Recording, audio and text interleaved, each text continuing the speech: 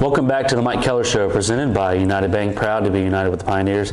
I'm your host, Sports Information Director Jagger Furr. Coach, thanks for being here today. Thank you for having me. All right, Coach, it was a big win. You needed it on Saturday. Just your initial reaction to the 36-24 victory. You know, it was a beautiful day. I thought RCB, just like all the other venues, have done a really good job hosting us.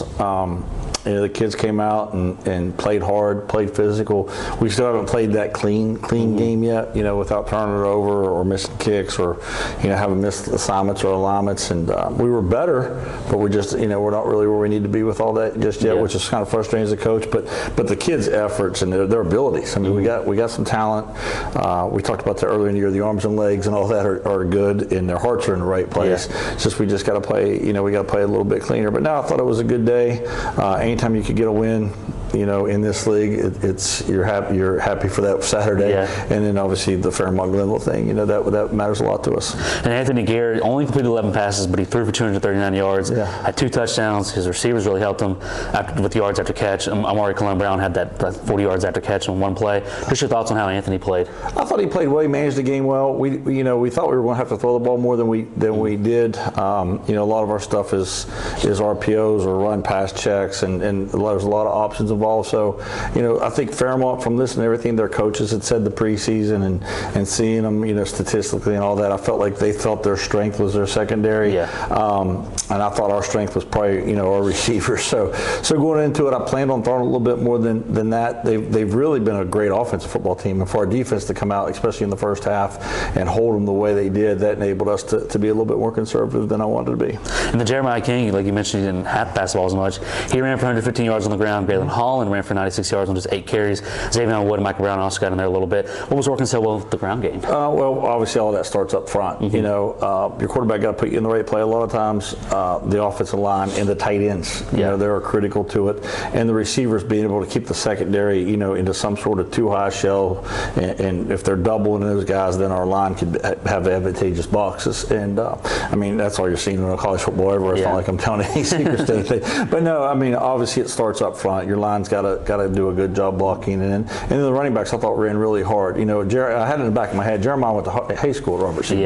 So I had it in the back of my head all weekend that, you know, him going back home, he going to run hard. And then Graylin, you know, Graylin was big for us on Saturday as well. And then defensively, you held Nino Marzullo to under 50% completion percentage. He did have a touchdown and interception. We talked last week, you wanted more pressure. And especially there in that first half, you could really feel it. You only had a sack and 3 TFLs, but I feel like he's 17 for 37 because he was flushed out so much. He had to tuck and run. What do you think of how the defense played? I don't think they wanted to throw the ball 37 times. You know, so us getting the lead and our defense playing really well, stopping the run, you know, and even though those running backs are going to make a couple runs. Those guys are really good. Yeah, it's just inevitable. And they're big at tight end. You know, the things we talked about a week ago. I was happy that they had to throw it 37 times. That's you know, a testament to our defense, our front. You know, the secondary's been playing good all week long. The linebackers really stepped up. I didn't realize till Sunday morning. I watched the game Saturday night, but I fly through it. You know, college football's going on. You're still used for it. And then Sunday morning, you really kind of delve into it, break it down, and you know, I watched our defense, and I was like, I texted the staff right away. I said, man, you guys put more pressure on him than I realized. You know, I mean, I thought our kids did a good job with the blitz game. There was a lot of times he got the ball off, and as soon as he was letting it go, we were hitting him. You know, you don't have, even though I played quarterback, you don't have to be a former quarterback to know that takes its toll on a passer. And then now looking at Frostburg State, they're undefeated at 5-0. They're ranked number 21 in the coaches poll. They got the number 1 scoring offense, number 1 scoring defense in the league. What have you seen out of them so far? Yeah, I mean, it's just what you say. I mean, you know, what do you say about a team that right now they're playing the best on offense, defense, and they're undefeated. You know, and they've got some good wins in there. They've you know, common opponent, beat Millersville, who we've played. They beat Shepherd first game of the year, which is, you know, generally a really good team in this region. You know, and then they won the games in our league. Concord's really been playing well, and they did a really good job setting down their passing game. So they're a good football team. You know, they beat us bad here a year ago. 2 years ago, we beat them up there. Our kids, you know, like talent-wise, I see everybody's just maybe this team's this much better than the other, you know, here and there. But it's really going to be about who could go up there and play a clean football game. And common opponent, you mentioned at Millersville. Does that help any when you're looking at them? Well, it does give you a little bit of you know what Millersville was like and what their talent level was like. You kind of got what we did or felt we could do or not do against Millersville, and then you see it. So I think it helped some, but I mean, it's so funny to me. You watch these games, and Shepherd was their opening game, and then you watch Concord, and sometimes it's like two different. Just how the team, like, okay, they're doing more of this now. This kid's playing more here. They're throwing, so these teams really evolve over the course of 4 or 5 weeks.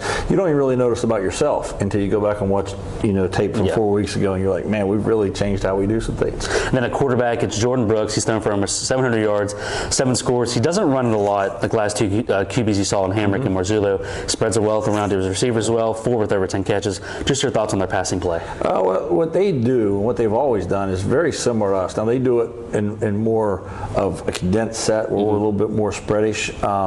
And Fairmont was kind of this way too. They really like to run the ball and pound it and then get you single high. And then they've always got guys outside who, could catch a slant. I mean, everyone knows the goes and post and, the deep comebacks and those type of things they can see. But they're really good at catching the slant or catching the little hitch and running after the catch. So they're very talented at receiver. Our secondary is pretty good. We're going to have to keep those guys bottlenecked up. And then just like every team you play, if they can line it up and run it down your throat, they're going to continue to do that. And that opens up their pass game. Yeah. And then they're another team who likes to run the ball, just like Fairmont and Charleston, like you mentioned. They feature 2 backs. They rank 3rd in the league in rushing touchdowns right now. What do you think of their run game? It's very good. It's their bread. I mean, that's what they want to do. And their pass game their pass game scares you the most because it's the faster death. It's the deep ball. It's the square in that they catch and they run forever. But all that is predicated off them being able to run the ball. And then defensively, they're another disruptive team. They're averaging over 5 tackles for loss a game, 2 sacks a game.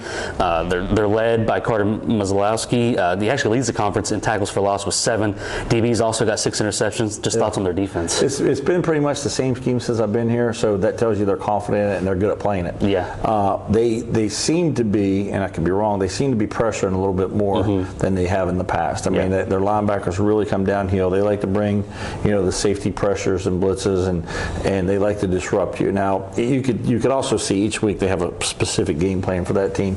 Last week against Concord throws it so much, lives off the RPO so much. I thought they blitzed them a lot, did a really good job with it. It'll be interesting to see how they try to play us. And these last 3 weeks, they've looked a lot different, like you mentioned, just teams getting better. Early in the season, they gave up 24 and 34 to Shepherd and Millersville, but since starting conference play, 7 points, 9 points, 7 points. What's been working so well for them?